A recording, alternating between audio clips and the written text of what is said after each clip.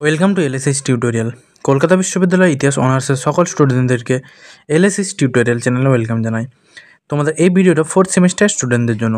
তোমাদের ফোর্থ সেমিস্টারের যে ডিএসসিসি 8 পেপার রয়েছে সেই পেপারে একটি 20 মার্কসের অ্যান্সার এই ভিডিওর মাধ্যমে আমি শেয়ার করে দেবো।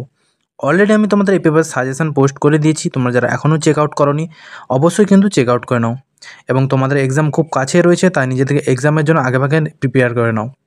আজকে আমি তোমার যে কোশ্চেনের অ্যান্সারটি শেয়ার করবো, প্রশ্নটি হচ্ছে ইউরোপে মুদ্রণ বিপ্লবের তাৎপর্য আলোচনা করো।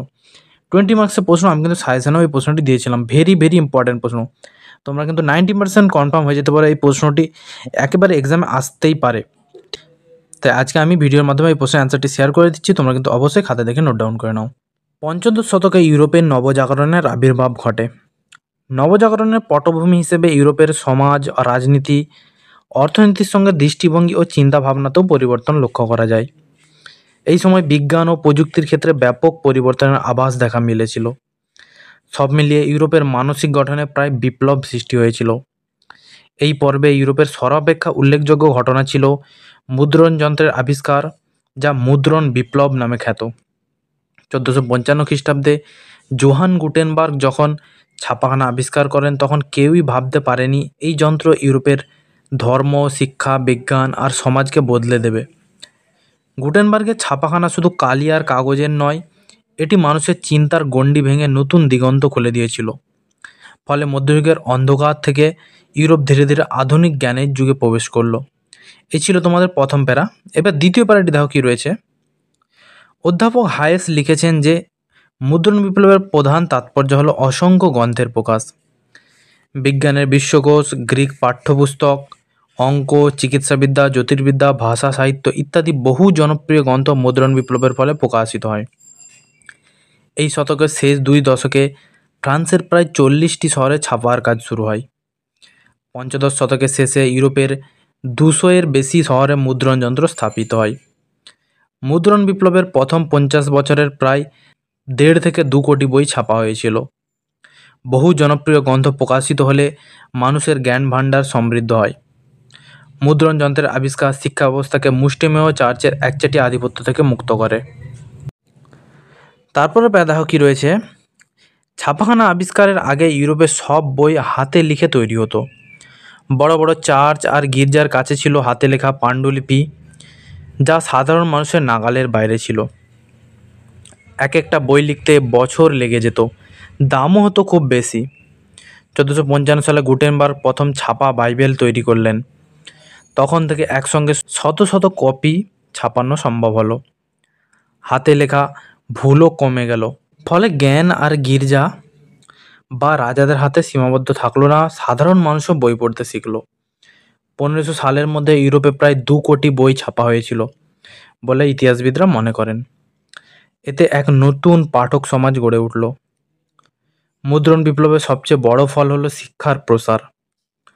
আগের মতো হাতে লেখা বই আর দুর্লভ রইল না। স্কুল, কলেজ, বিশ্ববিদ্যালয় সবখানে সহজে বই পৌঁছতে লাগলো। সাধারণ মানুষের মধ্যেও বই পড়ার আগ্রহ বাড়ল। নতুন নতুন লাইব্রেরি তৈরি হলো। মধ্যবিত্ত শ্রেণীর অনেক ছেলেমেয়েকে লেখাপড়া শিখেছে শুধু বই সহজে পাওয়ার কারণে। বইয়ের দামও কমে গেল। একসময় যে বাইবেল হাতে পাওয়া ধনীদের বিশেষ অধিকার ছিল, তা সাধারণ পরিবারও কিনতে পারল। ফলে ইউরোপের সাক্ষরতার হার দ্রুত বেড়ে গেল। মুদ্রণ বিপ্লব ছাড়া ইউরোপে প্রোটেস্ট্যান্ট রিফরমেশন হয়তো এত দ্রুত ছড়াতো না। মার্টিন লুথার 1517 সালে 95টি থিসিস লিখে ক্যাথলিক গির্জার বিরুদ্ধে সরাসরি প্রতিবাদ করলেন। তিনি বললেন, গির্জা মানুষকে ভুল পথে চালাচ্ছে। আগে হলে এ লেখা এক গির্জা থেকে আরেক গির্জা পর্যন্ত যেতে বহু বছর লাগতো, কিন্তু ছাপাখানার কারণে কয়েক মাসেই পুরো ইউরোপে ছড়িয়ে পড়ল লুথারের কথা। ফলে গির্জার ক্ষমতা কমতে শুরু করলো, নতুন ধর্মীয় মতবাদ জন্ম নিল। ইতিহাসবিদরা বলেন, ছাপাখানা ছাড়া রিফরমেশন এত বড় হতে পারতো না। পরবর্তী প্যারায় যাওয়ার আগে বলে রাখি, তোমরা যদি কেউ এই পেপারে নোটস পারচেস করতে যাও একেবারে অল্প দামে, তাহলে আমার সাথে সরাসরি যোগাযোগ করতে পারো। স্ক্রিনে যে আমি হোয়াটসঅ্যাপ নাম্বারটি দিয়ে রেখেছি তাতে যদি আমাকে মেসেজ বা কল করো তাহলে আমি তোমাদেরকে এইভাবে পিডিএফ আকারে নোটস শেয়ার করে দেবো। তাই তোমরা যারা অল্প দামে নোটস পারচেস করতে ইচ্ছুক আমার সাথে সরাসরি যোগাযোগ করতে পারো। পরবর্তী প্যারা দেখো কী রয়েছে। আগে বাইবেল কেবল লাতিন ভাষায় লেখা থাকতো, যা গির্জার পুরোহিতরা ছাড়া কেউ ঠিকমতো বুঝতো না। সাধারণ মানুষ গির্জার মুখাপেক্ষী হয়ে থাকতো। কিন্তু লুথার প্রথম বাইবেল জার্মান ভাষায় অনুবাদ করলেন। গুটেনবার্গের ছাপাখানার কারণে এই অনুবাদ সস্তায় ছাপিয়ে সাধারণ মানুষের হাতে পৌঁছে গেল। মানুষ নিজের ভাষায় ধর্মগ্রন্থ পড়ে বুঝতে পারল গির্জা কি বলছে আর আসলে কি লেখা আছে। এতে ধর্মীয় চেতনা আর বিতর্ক দুটোই তুঙ্গে পৌঁছলো। এই কারণে ইউরোপে ধর্মীয় স্বাধীন চিন্তার শুরু বলা হয়। তারপরে দেখো, মুদ্রণ প্রেস দেশকাল ও ভাষার গণ্ডি অতিক্রম করে বিজ্ঞান চর্চার মহামূল্যবান গ্রন্থগুলি আগ্রহী মানুষের কাছে পৌঁছে দেয়। এর ফলে সহজ হয় সমালোচনা, মূল্যায়ন আর অনুসরণ। পোলিশ জ্যোতির্বিদ কোপার্নিকাসের যুগান্তকারী রচনা on the revolution of the heavenly spheres প্রকাশিত হওয়ার পর ইতালির গ্যালিলিও, জার্মানির কেপলার ও ড্যানিশ ব্রাহের পক্ষে জ্যোতির্বিজ্ঞানের দিগন্ত প্রসার সম্ভব হয়। এই কারণে এফ রাইস এবং মার্টন বলেছেন, প্রিন্টিং ফ্রিড দ্য মেমোরি, অর্থাৎ মুদ্রণ বিপ্লবের ফলে স্মরণ শক্তির অপরিহার্যতা শিথিল হয়। ছাপাখানা শুধু বাইবেল বা বিজ্ঞান নয়, সাহিত্যকেও ছড়িয়ে দিয়েছিল। আগে লেখকেরা লাতিনে লিখতেন, যা খুব সীমিত মানুষের বোধগম্য ছিল। ছাপাখানা লেখকদের উৎসাহিত করল স্থানীয় ভাষায় লিখতে। শেক্সপিয়ার ইংরেজি নাটক লিখে বিশ্বজয় করলেন।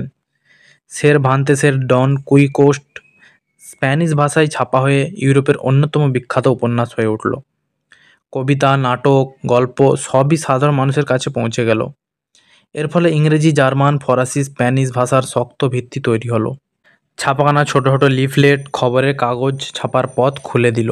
এখানে লিফলেটটা দুবার ডবল হয়ে গেছে, এটা কিন্তু তোমরা স্কিপ করবে, ঠিক আছে। রাজা বাদশাহদের সিদ্ধান্ত, যুদ্ধের খবর, সমাজের কথা, নীতি বিতর্ক সব সহজে ছড়িয়ে পড়তে লাগলো। মানুষ নিজেদের মতামত গড়ে তুলতে শিখল।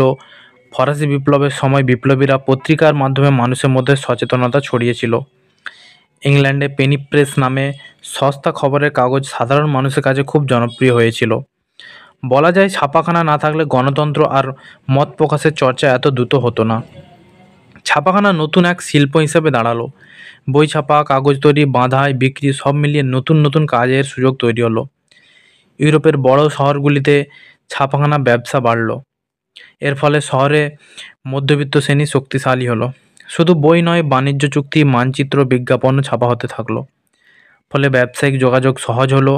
আর একবার যখন ছাপাখানার মজা মানুষ বুঝলো, তখন ইউরোপের বড় শহরগুলিকে বলা হতো প্রিন্টিং সেন্টার। এলিজাবেথ আইজেনস্টাইন মুদ্রণ বিপ্লবকে বলেছেন প্রথম কমিউনিকেশন রেভলিউশন। এর আগে মানুষের মধ্যে এত দ্রুত মত বিনিময় আর তথ্য ছড়ানো সম্ভব ছিল না। রেনেসাঁ, রিফরমেশন, বৈজ্ঞানিক বিপ্লব সবই একে অপরকে শক্তি জুগিয়েছে ছাপাখানার মাধ্যমে। আধুনিক গণতন্ত্র, মত প্রকাশের স্বাধীনতা, শিক্ষার বিস্তার সবই এর সঙ্গে জড়িত। তাই ইতিহাসবিদরা বলেন, যদি গুটেনবার্গ ছাপাখানা না আবিষ্কার করতেন, তাহলে ইউরোপের আধুনিক যুগ আসতে অন্তত 150 বছর দেরি হতো। মুদ্রণ বিপ্লবের আরেকটি বড় প্রভাব হলো মানুষের মধ্যে যুক্তি, তর্ক আর বিতর্কের অভ্যাস তৈরি হওয়া। আগে সমাজ বা রাজনীতি নিয়ে খোলা বিতর্ক শুধু কিছু সভা বা চার্চের ভেতরে সীমাবদ্ধ ছিল। কিন্তু বই আর প্রবন্ধ ছাপা হয়ে মানুষের হাতে পৌঁছাতে লাগলো। লেখকরা সমাজের ভুল, অন্যায়, শোষণ নিয়ে লেখা শুরু করলেন। বিতর্ক ছড়িয়ে গেল গ্রামের বাজার থেকে শহরের চায়ের দোকান পর্যন্ত। সাধারণ মানুষও সমাজ ও রাজনীতি নিয়ে নতুন দৃষ্টিতে ভাবতে শিখল। এই বিতর্কের সংস্কৃতির থেকে পরে ইউরোপের পাবলিক স্পিয়ারের ধারণা জন্ম নেয়, যা গণতন্ত্রের ভিত্তি তৈরি করে। ছাপাখানার মাধ্যমে বই সস্তা ও সহজলভ্য হওয়ায় ইউরোপের নারীরাও ধীরে ধীরে লেখাপড়ার সুযোগ পেলেন। আগে শিক্ষার জগৎ পুরুষদের জন্য একচেটিয়া ছিল, কিন্তু 1600-1700 শতক থেকেই ছোট ছোট গল্প, উপন্যাস, ধর্মীয় পুস্তিকা বা শিশুদের পাঠ্য বই ছাপা হতে থাকলো, যা পরিবারের মেয়েদের হাতেও পৌঁছাতে শুরু করলো। অনেক মহিলা লেখিকাও সাহস পেয়ে সমাজ আর পরিবারের কথা লিখতে শুরু করলেন। ছাপাখানার কারণে তাদের লেখা ছড়িয়ে পড়ল, যা পরবর্তীতে ইউরোপের নারী আন্দোলনের বীজ বপন করে। ইতিহাসবিদরা বলেন, এই নতুন পড়ার সুযোগ না হলে ইউরোপের নারী শিক্ষার অগ্রগতি এত সহজ হতো না। পঞ্চদশ শতকে ইউরোপের নবজাগরণ প্রসূত ভাবধারা প্রসার মুদ্রণ বিপ্লবের বিকাশে বিশেষভাবে সহায়তা করেছিল।